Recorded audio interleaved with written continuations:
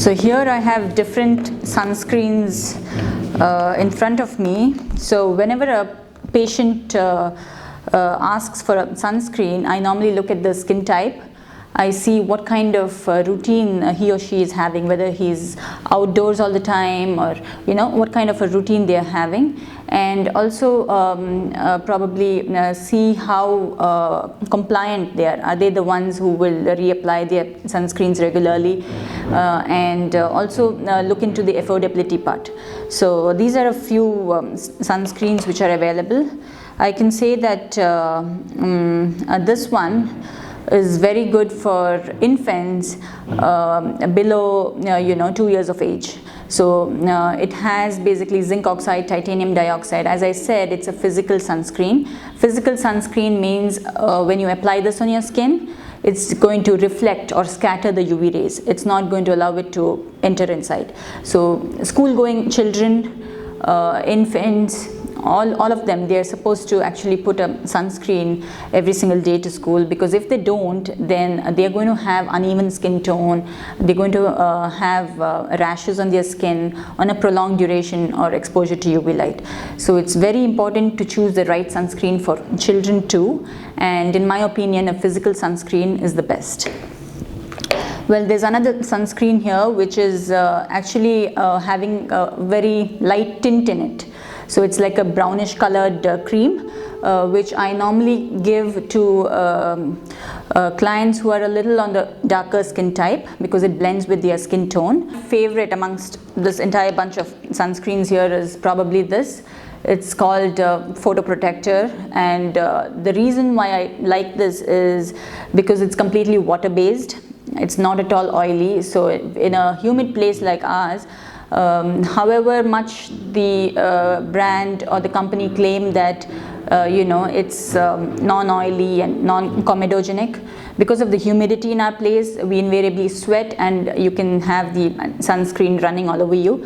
So you should choose a sunscreen which is water-based, which can easily blend with your skin, which will not leave a whitish residue, and which has a higher SPF. So when you look at the sunscreen, you also read about SPF, SPF 15, SPF 20, SPF 30, SPF 50. What does this all mean?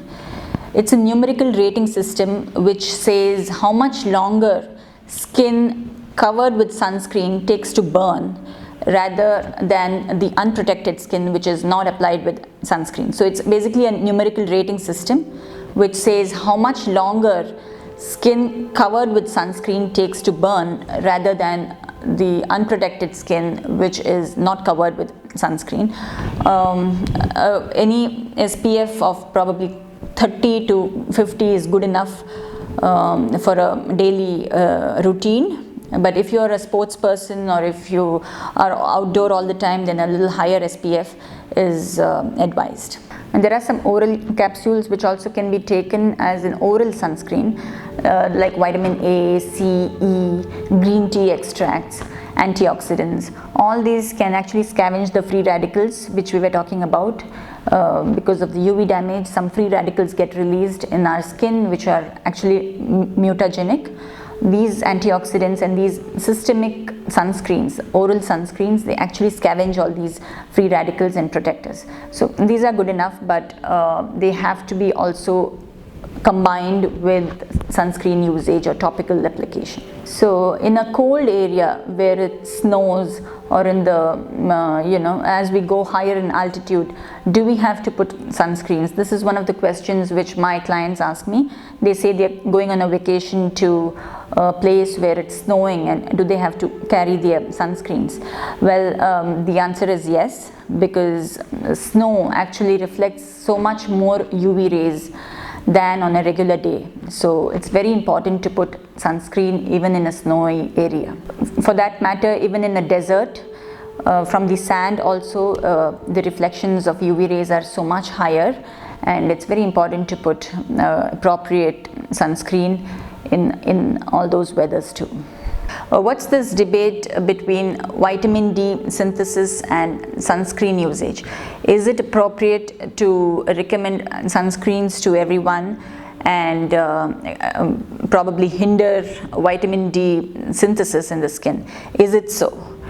This is also one of the questions that patients ask me.